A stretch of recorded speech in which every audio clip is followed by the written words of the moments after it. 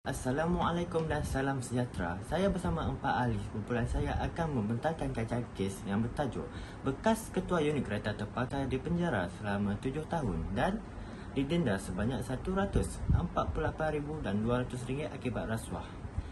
Kumpulan ini terdiri daripada 5 ahli kumpulan iaitu saya sendiri, Munir Bima Idrus, daripada program kejuruteraan elektronik yang bernama Metrik 2210316113 yang akan menerangkan tentang pengenalan. Ahli kumpulan yang kedua ialah Adil Afiq bin Muhammad Hanif bernama Metrik 22101117 daripada program kejuruteraan mikroelektronik yang akan membentangkan tentang objektif dan permasalahan kajian. Ahli kumpulan yang ketiga ialah Muhammad Kamal Firdaus bin Abdullah yang bernama Metrik 22101127 yang daripada program kejuruteraan mikroelektronik yang akan menerangkan tentang metodologi. Ahli kumpulan yang keempat ialah Muhammad Akil Ahmadi bin Muhammad Yusri yang bernama Metrik 2210111225 daripada program kejuruteraan mikroelektronik yang akan membentangkan dapatan kajian dan analisis. Ahli kumpulan yang kelima ialah Wan Muhammad Izzat bin Wan Azwar bernama Metrik 22101121 yang akan menerangkan tentang kesimpulan. Pengenalan. Apa itu rasuah? Seseorang individu yang melakukan atau tidak melakukan sesuatu perbuatan yang berkaitan dengan tugas rasmi kerana penerimaan atau pemberian upah ataupun dorongan merupakan definisi rasuah yang telah diketahui ramai. Gejala ini sering diibaratkan seperti tumbuk rusuk atau makan suap dan ia memberi impak yang negatif kepada sesebuah negara. Sebagai contoh, ekoran menerima rasuah berjumlah RM21,450 berhubung dengan penjualan 21 kereta seorang bekas ketua unit kereta terpakai daripada sebuah syarikat automotif tempatan di penjara selama 7 hari dan didenda sebanyak RM148,200 oleh Mahkamah Seksyen. Jadi setelah mengetahui apakah yang dimaksudkan dengan rasuah, mari kita meneliti pula objektif kami menjalankan kajian ini. Antara objektif kami yang pertama adalah untuk mengkaji bagaimana rasuah itu diambil atau diberi, bentuk rasuah yang diambil oleh individu yang bernama Chiah Kuang Mek, pesalah rasuah untuk kes ini. Selain itu, antara objektif kajian kes ini juga adalah untuk mengetahui denda yang dikenakan oleh mahkamah ke atas pesalah ini, supaya dengan ini kami dapat menjalankan objektif kami yang terakhir, iaitu untuk memberi kesedaran kepada khalayak ramai tentang bahaya rasuah dan akibat rasuah. Kami mengambil inisiatif menjalankan kajian ini kerana kami sedar akan pelbagai kesan negatif yang akan dihadapi oleh negara kita akibat gejala rasuah yang tidak dibendung. Rasuah ini dalam erti kata lain boleh diibaratkan sebagai anak-anak yang boleh menumbangkan sebuah negara kerana kerjanya tidak nyata tapi mampu melumpuhkan sebuah negara. Banyak teladan yang dapat kita pelajari daripada tamanan tamadun sebelum ini yang kuat, besar tapi akhirnya jatuh jua kerana pergolakan kuasa dan pengamalan rasuah yang berleluasa.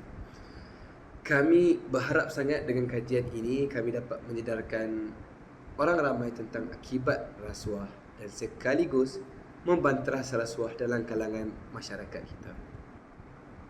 Assalamualaikum warahmatullahi wabarakatuh dan selamat sejahtera. Pada hari ini saya akan membincangkan sedikit tentang metodologi kajian kes bagi kumpulan saya.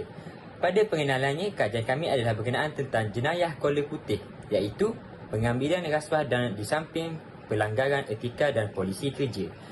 Kajian ini akan membabitkan reka bentuk kajian, pengumpulan data dan juga penganalisa data. Yang pertamanya, reka bentuk kajian. Kumpulan kami akan mengambil apa-apa kes yang telah pun disabitkan oleh pihak mahkamah sama ada dari dalam ataupun luar negara. Kes yang dipilih hendaklah mempunyai ciri-ciri tersebut, iaitu mahkamah telah pun menetapkan hukumannya dan telah pun dijatuhkan hukumannya. Yang kedua adalah pengumpulan data kajian. Kumpulan kami telah pun mendapatkan data yang diperlukan dari pelbagai sumber. Kebiasaannya, kes-kes rasuah yang telah pun berlaku telah mendapat liputan akhbar ataupun media-media masa. Contohnya, kes yang dipilih kami iaitu kesalahan rasuah oleh bekas unit kereta terpakai yang mengambil rasuah telah mendapat liputan berita-berita di Malaysia. Contohnya, syarikat penyiaran RTM dan juga Akhbar Kosmo telah pun menyiarkan akan kesalahan tersebut.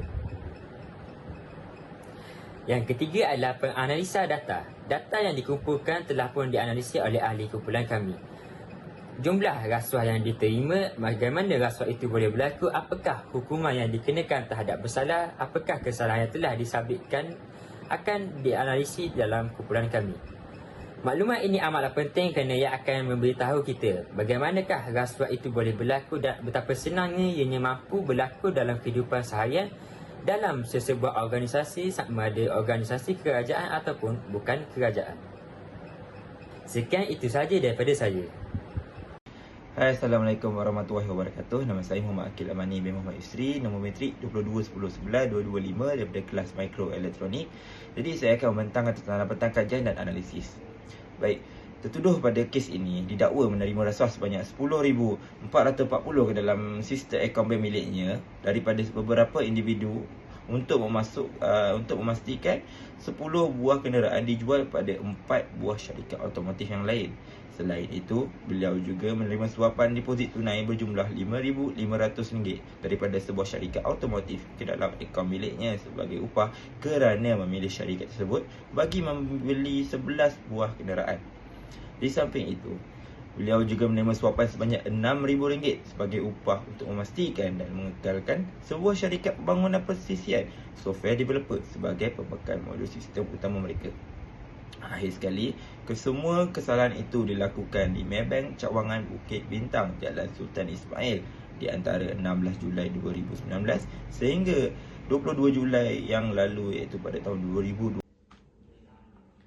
Assalamualaikum dan salam sejahtera. Saya Muhammad Izzat akan membincangkan tentang kesimpulan daripada kajian kes ini. Berdasarkan kajian ini, kami dapat lihat bahawa jenayah rasuah ini memberi kesan yang buruk terhadap individu, masyarakat maupun sebuah organisasi.